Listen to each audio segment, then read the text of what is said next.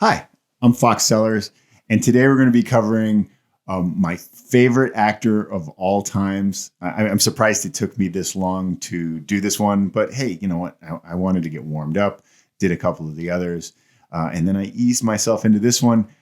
Marlon Brando is my favorite actor of all times. I'm looking forward to going through my 11 favorite films. I should say my 11 favorite performances by Marlon Brando. So, for example, my favorite movie that he's in is Superman, but it's not really a Marlon Brando vehicle, so it wouldn't be fair for me to put that at the top of the list. So I'm going to apply, what's the best performance, what's the best film, how did he come off on screen, how great was the movie mixed with his overall performance with it. So it is not going to be my favorite film in that order. It's going to be my favorite Marlon Brando performance. For those of you that fancy fables, fiction, film, tall tales, and high adventure, this is the channel for you. Go ahead, click like, hit subscribe. You'll get keyed into videos that I produce in the future. Don't do that.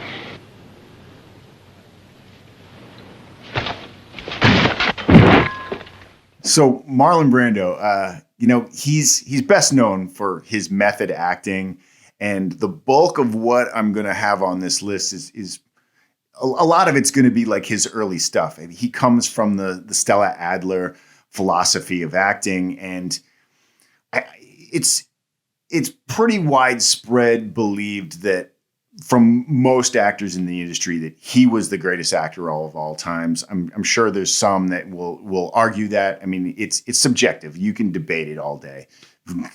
Have fun with that, of course. But let's get right into it. Here are my 11 favorite performances by my favorite actor, Marlon Brando.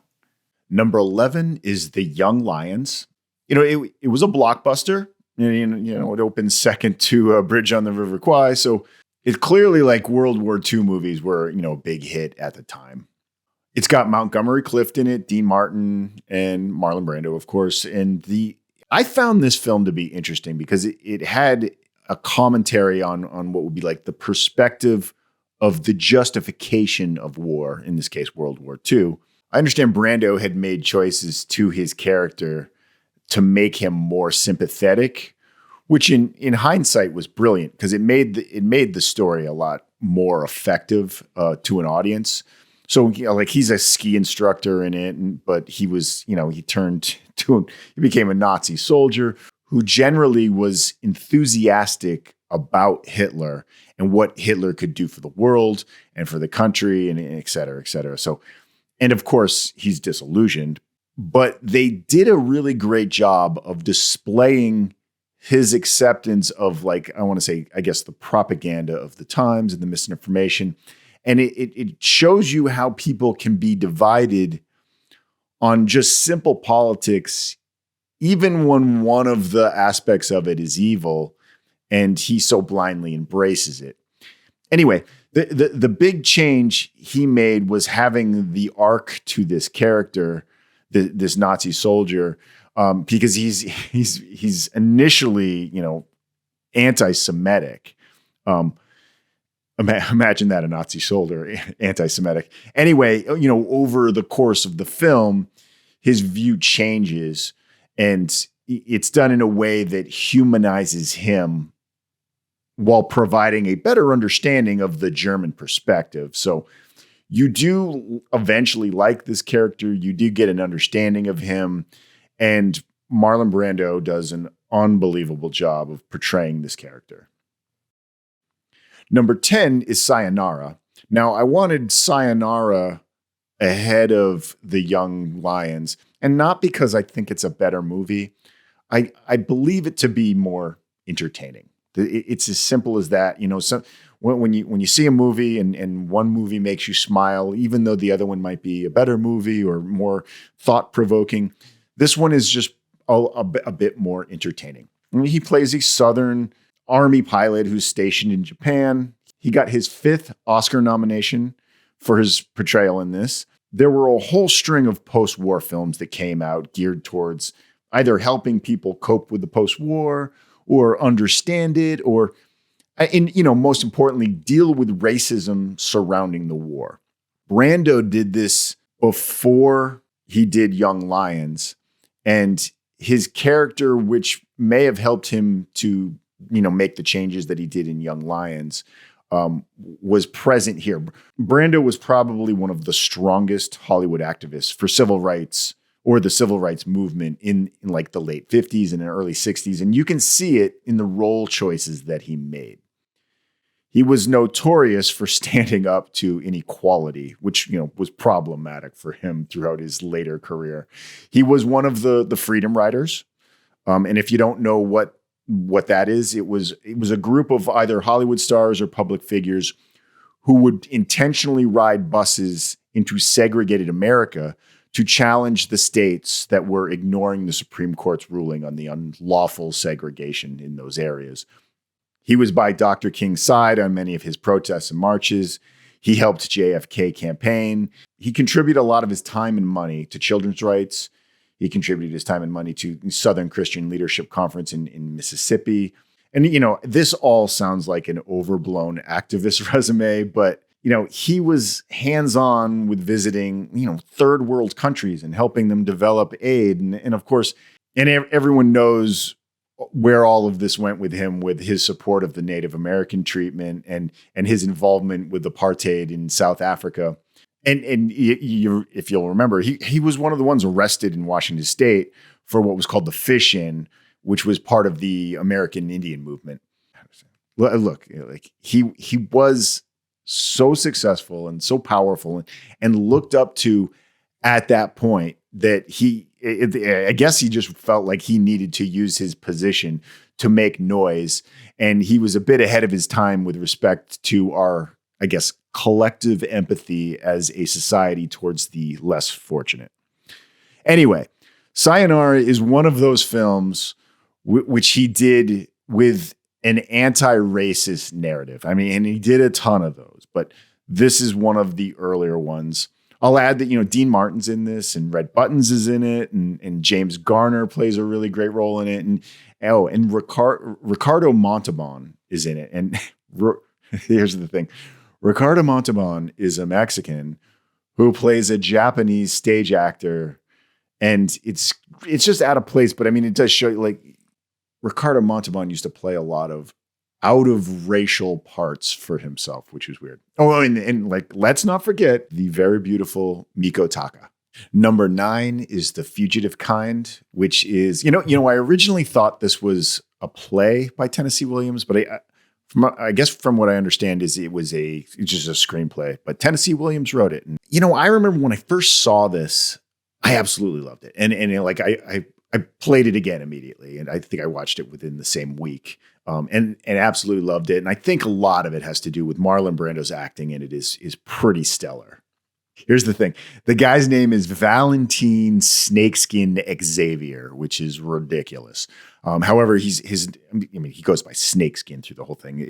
He's one of those characters that's more like, the bad boy drifter that's, and he's got a snakeskin jacket and he's just badass, a lot like the Wild One, but this one came a little later.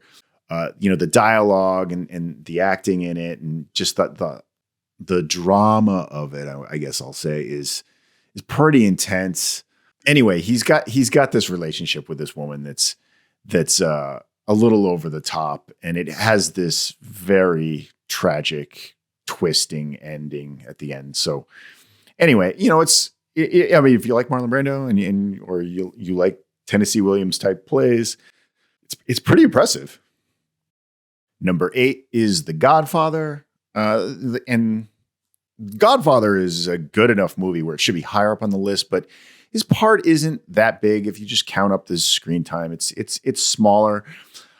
I'm going to get crushed in the comments for this, but I believe The Godfather to be an overrated movie. And keep in mind, it is a highly rated movie. So some people consider it the greatest film of all time. So that's why I say it's overrated, because it isn't that to me.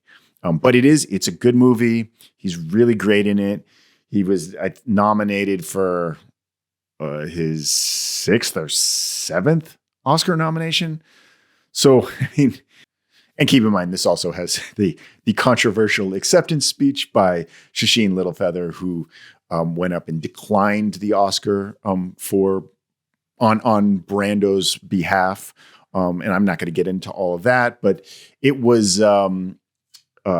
this is a monumental film for on many levels, for multiple reasons, whether it be, Francis Ford Coppola's effect in this and Al Pacino's first really great role, and, the Mario Puzo book, and just on so many levels.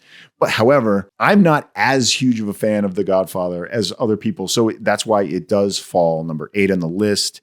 And it also is, it's got a smaller screen time. It's not a Marlon Brando vehicle. So that's why I place it here. And that leads us into our number 7, which is Superman the movie. This falls number 7 for very much the same reason as The Godfather.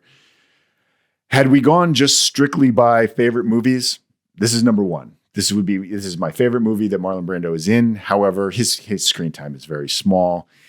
His contribution to it is massive, though. I believe when I watched the scenes with him as Jor-El saying goodbye to his son, or him having those meetings on Krypton, it's a big deal to me. It's very heartfelt. I love the scenes with him in it. I feel like there's been other Jor-Els and TV shows and movies, and this one is head and shoulders above the rest. So take that for what it is. Unfortunately, it still falls number 7 because of his screen time in it. But it is Superman. It's one of my favorite movies of all times. Number 6 is The Wild One. And I get it. This one, as far as the caliber of film this is, hey, this doesn't belong number 6, but its impact in, the subculture at the time was massive. I mean, the character, he plays Johnny, the badass motorcyclist that comes to town. And there's really not that much to this movie when you look at it in hindsight. However, at the time, this was like one of the, he was a heartthrob for this movie. It was kind of a breakout character. It paved the way for Rebel Without a Cause. It changed our perspective as far as the pop culture at the time. It was pretty awesome, and it was one of those movies where, people would go to the theater over and over again to see it. And Marlon Brando really kind of like carved a niche for himself, with this character of Johnny. It's kind of a simple movie. So with that said, you can go back. It has high entertainment value. So if you go back and watch this, it's quick, it's fun, and it's got a very simple message that's very rewatchable. Like this is one of those movies where, you can pop it in and it will entertain you in the simplest form. And I love it. And it's at number 6. Number 5 is Mutiny on the Bounty. This one is a bit more controversial because Marlon Brando was massive at this time, but at the same time, he was problematic making films then. He'd kind of created a bad name for himself by then. At the same time, too, he was extremely powerful by this time. And he had enough money. He actually bought an island in Tahiti. And the filming of this movie was a lot. He pretty much lost interest in putting his best foot forward. He was more interested in living the life that he'd love to live. But his film career was getting in the way. And so he was just trying to merge those worlds together. And bear in mind, this is my own interpretation of a lot of the chaos that was going on with it. But like, if you just take the movie for its product itself that was created, I believe this to be the best Mutiny on the Bounty. There's multiple versions. I like all of them, by the way. Like, the Clark Gable one is fantastic. I do like Marlon Brando as Fletcher Christian a little bit better. Maybe Charles Laughton, who was in the original one as Captain Bligh, was maybe a little bit better than Trevor Howard, but splitting hairs here.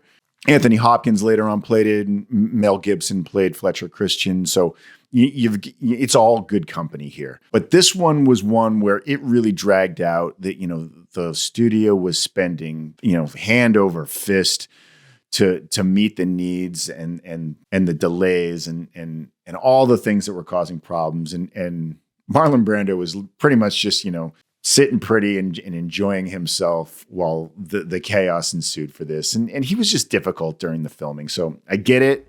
Impertinence noted. It shall be logged. Do you care to enlarge the entry? In my years of service, I have never met an officer who inflicted punishment upon men with such incredible relish. However, the movie was nominated for Best Picture. So the critics stood up and said, like, this is a good movie, regardless of all the controversy. So I'm putting it at number 5. Number 4 is One-Eyed Jacks. And I don't want to go too much into this one because I have spoken about this film in other videos. But this is a very, very rewatchable movie. And it gets better each time you see this. It's the only film that Marlon Brando directed. I believe so. This is the movie he did right before Mutiny on the Bounty. The problems that ensued on this, and I guess he discarded the idea of wanting to direct after this. He just felt it was too much of a pain in the ass, and that's where it led into Mutiny and the Bounty and becoming, with all the problems that occurred with filming of that. But anyway, he did a hell of a job. I really think the shots, the acting in it, there clearly it was a project of passion, and it showed because of the quality of the work that's in this. Now, I go back and watch this every couple of years. I have it in my top 20 Westerns, easily. It's really a great, great film. And, I'm just going to leave it at that. Number 3 is Julius Caesar, which was taken from the Shakespearean play, Julius Caesar. This is number 3 because he acts his ass off in this. I mean, this is one of the 101 of Shakespearean acting. He crushes it as Mark Antony. And it's a sight to be seen. I mean, you got to be into Shakespeare a little bit to be able to withstand the film itself. But the monologue that he does as Mark Antony in this is really one for the ages. Friends, Romans, countrymen, lend me your ears. I come to bury Caesar. The whole spiel. I mean, it is one of the stellar acting performances. He was nominated for Best Actor. He didn't win. Why not? I don't know. But he should have won. Ambition should be made of sterner stuff. And he should have won. I mean, look, if you match up who he went up against, it was a pretty stellar year as far as Best Actor. I believe Richard Burton was one of the ones nominated, Montgomery Clift. And William Holden won for Stalag 17. And keep in mind, Stalag 17 is one of the best Billy Wilder movies there is. I don't know if I would say that his performance was better than Marlon Brando's as Mark Antony, but I don't know. It's number 3 on my list. There you have it. Number 2 is On the Waterfront. And On the Waterfront has all kinds of accolades. I mean, across the board. It won Best Picture. This is his first Best Actor win.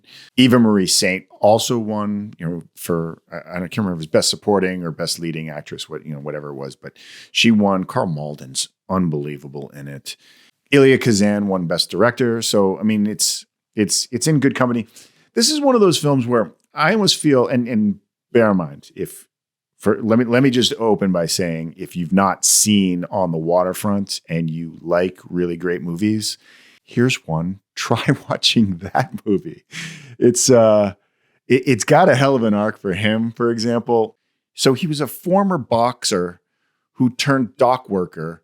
And he deals with the conscience that he confronts of there's corruption and there's violence within the dock workers union. And you've got all these vulnerable characters in it that he helps stand up for them. In his character, Terry Malloy, he embodies this transformation from passive observer of oppression to the man seeking justice for the crowd. And it's got, of course it's got the classic line in it, I could have been a contender, speech. And you've probably heard it a million times. You could have never seen this movie and heard that speech and what it's from, of course. So this one is iconic. And this is the one where he won his first Oscar for Best Actor. And, he of course won. He was nominated many, many times, but this is the one where he, the first one where he won it. And it's appropriate that he won it because his screen presence was just this raw, emotional. He has his method acting, but he's immersed in a very painful place, and you as a viewer feel it. So that's why this one is number 2.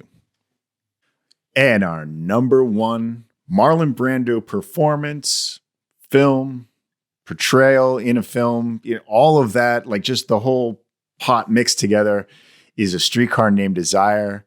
This is, you know what? I believe this to be the greatest performance by an actor in any film ever. Like, I just feel like the power that he presents emotionally to an audience is just uncontrollable. It's just a rage that everyone can relate to. At the same time, you also fear it as he presents it to you. Stanley Kowalski, this is a hell of a role. And so this comes from he was actually I think he was the first actor to play Stanley Kowalski in the play by Tennessee Williams. And then when they adapted it into a movie, they're like, well, we got to have the guy that just knocked it out of the park. So keep in mind, this is where Marlon Brando came from. He came from Broadway, the Stellar Adler, philosophy of acting, and Tennessee Williams had, I believe he had written this play with Marlon Brando in mind. And this is where Marlon Brando hit the scene. This is where the world was introduced to the unbelievable acting of Marlon Brando through this stage play. It was just a critically acclaimed play on Broadway, won all kinds of crazy awards. You go ahead, look all that up. I'm not that familiar with the play version of this as much as I am the theatrical film. They developed the film, and it was kind of a no-brainer. Marlon Brando will just ease on into this. And then they put in different actors to perform the other characters. And all of them are unbelievable. Vivian Leigh is great as Blanche Dubois, and the sister Stella Dubois, who she's coming to visit. And, as much as you can relate to Stanley Kowalski in this, he's an abusive dick. He's really he's hard. Like, he's one of those people, like, if you ever met him or you went over Stella's house and you dealt with her abusive husband, and you'd be like, wow, the presence is just overwhelming. He is the most masculine character next to Conan the Barbarian, for Christ's sakes. He's probably one of the most masculine characters in its rawest form in the lower working class, as it were, to experience. And you, as a viewer, when you see this movie, you were experiencing just all of these different characters as they are, and him being the most dynamic of all of them. So he was nominated for his first Oscar for Best Actor in this, and unfortunately, he was beaten by Humphrey Bogart for The African Queen. I've seen John Huston's African Queen. It's a great movie. Humphrey Bogart's great in it. He also went up against Montgomery Clift and a few others, but Marlon Brando was, he was phenomenal in this, and I just find it to be a crime that he didn't win for this, because this is it. This is what everybody strives for. Any actor, actress, all of them. Like when they come out of wherever field of acting that they came from, most of them had this as the bar. Like Marlon Brando as Stanley Kowalski in The Streetcar Named Desire was the bar for all acting. It's what everybody looked up to as the most stellar performance. And it's just bizarre that he didn't win Best Actor for this. But hey, it's 70 some years later. I'm over. Anyway, as you can see, and by the way, if you appreciate acting and you have not seen A Streetcar Named Desire, then key it up on your Vudu or on your Amazon Prime or whatever. Like it's just a fantastic movie. So there you have it. There's my number 1. Thanks for watching all the way to the end. I'm Foxy Cellars. If you would, go ahead, click the like, click subscribe. You'll get keyed into videos that I do just like this in the future. Thanks.